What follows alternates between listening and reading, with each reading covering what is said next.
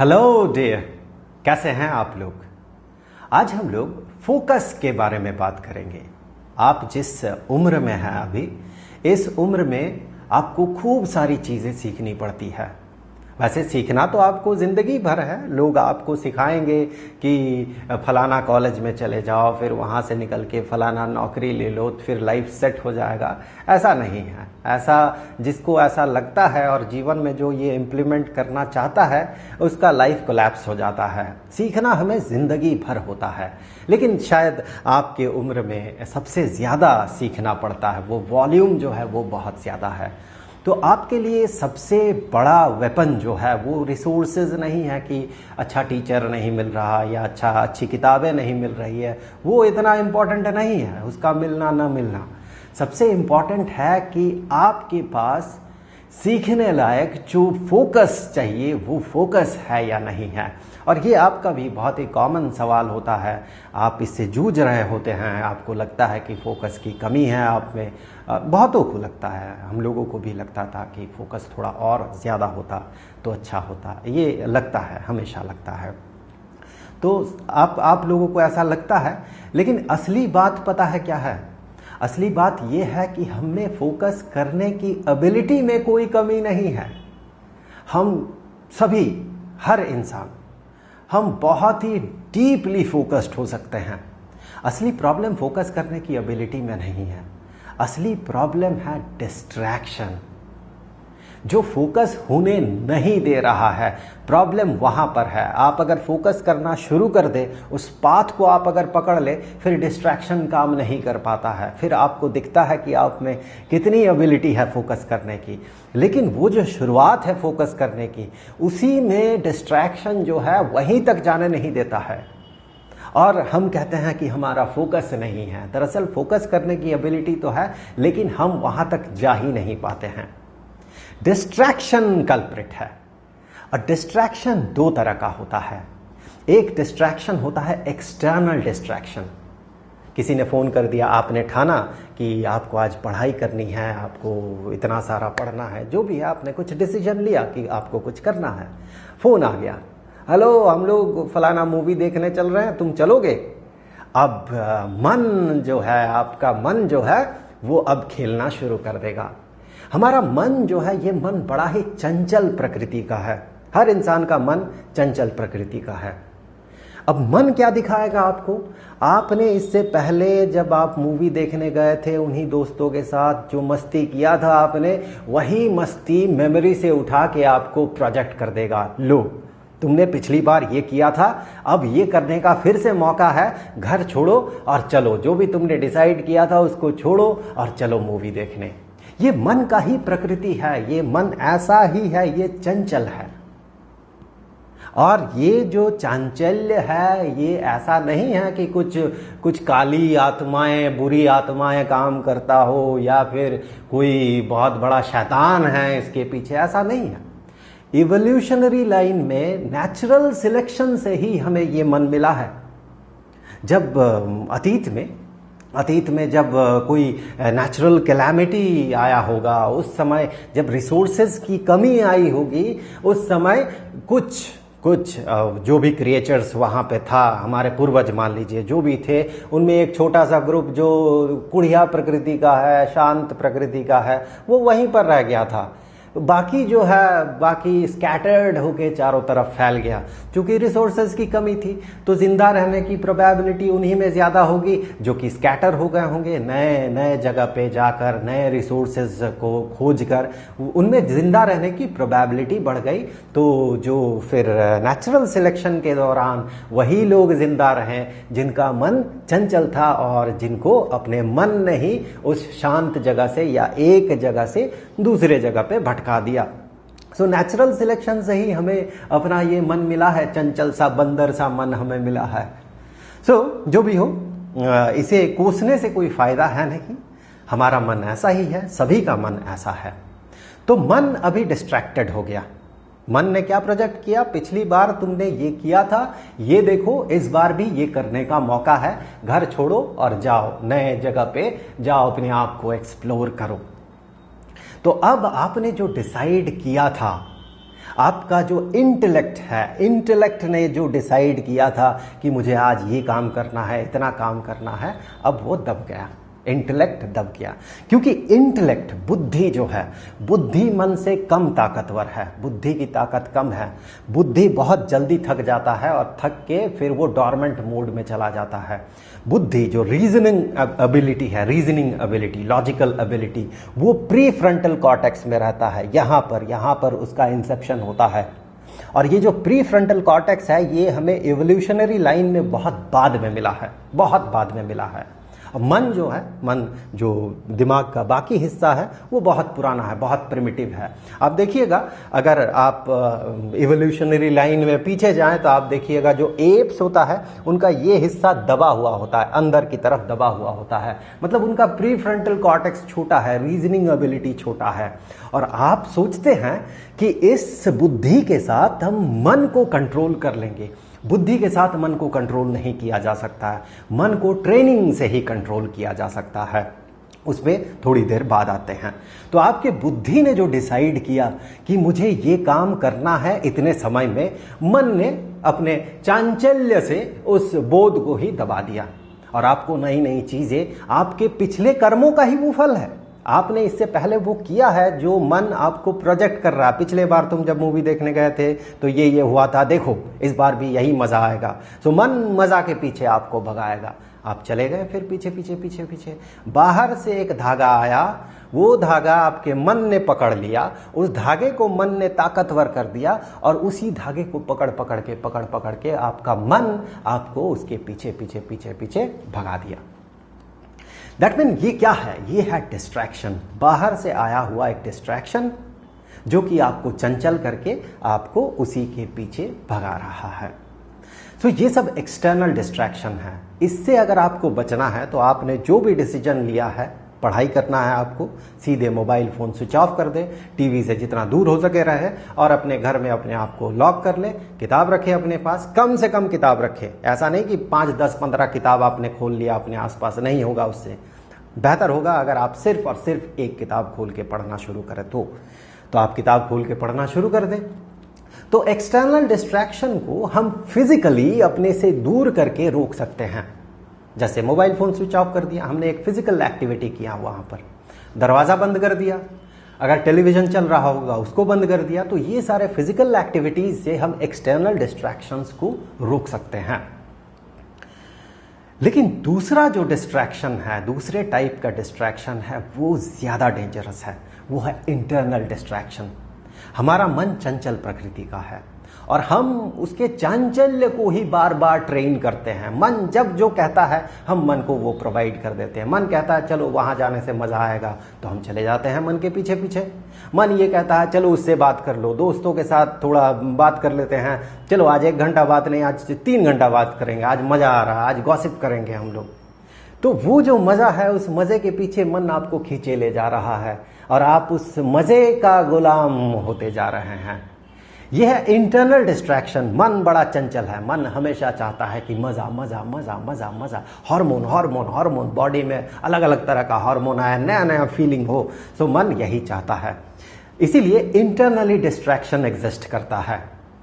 इस internal distraction से बचने के लिए वैसे तो पश्चिम के पास, पाश्चात्य के पास बहुत सारे तरीके हैं, बहुत सारे तरीके हैं।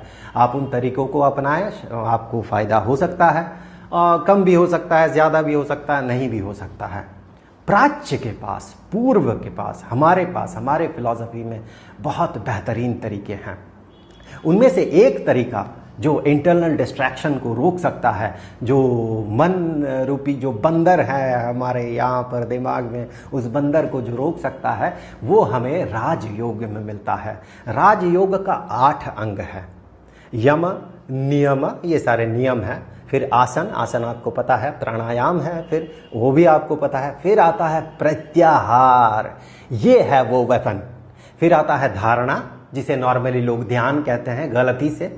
और फिर धारणा के बाद आता है ध्यान, फिर आता है समाधि। तो ये जो प्रत्याहार है, ये प्रत्याहार, इसका असली लिटरल मीनिंग है सेंस विथड्रॉल। हमारा मन जो सेंसेस के पीछे पीछे भागता है, हमें कुछ अच्छा चीज़ देखना है, मज़ेदार चीज़ देखना है, जिसके लिए हम टेलीविज़न खोल लेते हैं, जिसके लिए हम मोबाइल फ़ोन खोल लेते हैं, हमें कुछ अच्छी चीज़ें सुननी हैं, इसीलिए हम किसी ऐसे लोगों के पास जाते हैं जो हमारे लिए कुछ अच्छा कहे और हमारा ईगो सेटिस्फाइड हो। तो हमें अच्छा सुनना है तो हम अच्छे सुनने के गुलाम हो गए, हमें अच्छा देखना है जिससे हमें मज़ा मिले तो हम अच्छे देखने के गुलाम हो गए, और बाकी सेंसेस, अच्छा खाना, टेस्ट के हम गुलाम हो गए। सो प्रत्याहार का लिटरल मीनिंग है सेंस विथड्रॉल, अपने सेंसेस को संकुचित कर लेना। जैसे कि एक कछुआ अपने सिर को अपने खोल के अंदर घुसेड़ लेता है, अंदर प्रोटेक्ट कर लेता है, उसी तरह से हमारे जो सेंसेस बाहर की तरफ भाग रहा है, उन सेंसेस को पकड़ के एक जगह पे रोक लेना, इसका लिटरल मीनिंग है ये प्रत्याहार का। वैसे प्रत्याहार का जो एक्सप्लेनेशन मिलता है वो थोड़ा थोड़ा डिफर करता है। आप अलग अलग संप्रदाय में इसका थोड़ा थोड़ा अलग अलग डेफिनेशन पाएंगे। एक डेफिनेशन जो मुझे बहुत अच्छा लगता है वो है, जब आप जो कर रहे हैं, अगर आपको सेंस विथड्रॉल करना है तो जब आप जो कर रहे हैं तब आप वही करें, सिर्फ वही करें। द फाउंडिंग ब्लॉक ऑफ कर्मयोग, one of the founding blocks, कर्मयोग का एक फाउंडिंग ब्लॉक है, आप जो कर्म कर रहे हैं उसका जो फल होगा उसके बारे में बिल्कुल मत सोचिए। आप जो कर्म कर रहे हैं उस कर्म को कीजिए, लेकिन कैसे करेंगे, इतने डिजायर के साथ आप कैसे करेंगे बिना फल की चिंता किए हुए? तो वहां पर सेकंड फाउंडिंग ब्लॉक ऑफ कर्मयोग आता है कि कर्म को आप जब कर रहे हैं तो सिर्फ और सिर्फ उसी को करें, अपना पूरा का पूरा जो अटेंशन है उसमें दे। तो प्रत्याहार का एक एक्सप्लेनेशन में ये आता है कि आप जब जो काम कर रहे हैं तब वो काम कीजिए। जैसे आप अगर नहा रहे हैं, आप अगर शावर ले रहे हैं तो आप उन बूंदों को फील कीजिए। ऐसा नहीं कि आप नहाते नहाते आप दूसरी चीज़ें सोचने लगे। ऐसा नहीं है कि स्कूल में आज मेरा ये प्रोजेक्ट है या फिर ये न्यूमेरिकल बनाना है, ये करना है, वो करना है, इस तरह की चीज़ें बिल्कुल ना सोचें। आप जब नहा रहे हैं, शावर ले रहे हैं तो हर एक बूंद को आप फील करें। आप अगर पानी मग से उठा के डाल रहे हैं तो उसे भी फील करें, इस तरह से पानी गिर रहा है, शरीर के किस किस पार्ट को छूते हुए क्या क्या सेंसेशन के साथ वो गिर रहा है, तो उसे आप फील करें। जब आप खाना खा रहे हैं तो सिर्फ खाना खाइए, ऐसा नहीं कि टीवी ऑन है और आप खाना खा रहे हैं, नहीं। जब आप खाना खा रहे हैं तो खाना खाइए, सिर्फ वो जो खाना आप खा रहे हैं उसका जो टेस्ट है उस टेस्ट को फील कीजिए, उससे टेस्ट भी आपका बढ़ेगा खाना खाने का, और राइट अमाउंट में आप खाना भी खाएंगे। और ऐसा भी हो सकता है खाना आपके शरीर में कहाँ पर जाके क्या कर रहा है, इस बोध से आपको एक बड़ा बोध हो जाए कि ये जो शरीर है ये आप नहीं है। नहीं भी हो सकता है। तो खाना खा रहे हैं तो खाना खाइए, नहा रहे हैं तो नहाइए, दोस्तों के साथ बात कर रहे हैं तो दोस्तों के साथ बात कीजिए, उस समय मोबाइल फोन स्विच ऑफ करके रख दीजिए। आप दोस्तों के साथ बात कर रहे हैं और इधर मोबाइल फोन में चैटिंग कर रहे हैं तो आप प्रत्याहार नहीं कर पा रहे हैं। बात ही करना है तो बात कीजिए। तो जब जो कर रहे हैं तब वो कीजिए, ये बहुत ही पावरफुल चीज है। आप अगर टहल रहे हैं तो टहलते हुए खुद को एक्सपीरियंस कीजिए कि आप टहल रहे हैं, आपका पैर ऊपर उठ रहा है, आपका पैर नीचे जा रहा है, और जो भी चीज़ें आपके आसपास हो रहा है अगर उसी को रियलाइज करना है, उसी को समझना है, तो अपने दिमाग के क्वेश्चनिंग एबिलिटी को बंद करके सिर्फ उसको ऑब्जर्व कीजिए। ज़्यादा क्वेश्चन मत कीजिए, जो भी हो रहा है उसको ऑब्जर्व कीजिए। तो इससे ऑब्जर्वेशन पावर बढ़ता है, इससे मन का चांचल्य घटता है, और इस तरह से आप प्रत्याहार को फुलफिल कर सकते हैं। प्रत्याहार फुलफिल्ड होते साथ आप में एक ध्यान करने की एक आज आएगी। तो उस समय आप अगर ध्यान करने बैठे, बेसिकली हम जिसे कहते हैं ध्यान करने बैठ रहे हैं, वो हम धारणा करने बैठते हैं। ध्यान फिर अपने आप होता है। तो इस बारे में आपको बहुत बेहतरीन वीडियोस मिल जाएगा, आपको बेहतर ट्यूटर्स मिल जाएगा आपको, तो वो आप खोज के देख सकते हैं कि ध्यान कैसे करना चाहिए। अगर आप करेंगे तो आपको खूब सारा फायदा मिलेगा इससे, फोकस करने की एबिलिटी में। मैं आपको एक चीज़ और बता दूं कि ध्यान का ये मुख्य उद्देश्य बिल्कुल नहीं है कि आपके फोकस करने की एबिलिटी बढ़े। बिल्कुल नहीं है। वो तो सेकेंडरी रिजल्ट के तौर पे आपको मिलता है, उसका प्राइमरी फोकस कुछ और है। अभी इस वीडियो में बोलूँगा तो शायद आपको थोड़ा ज़्यादा लग जाए।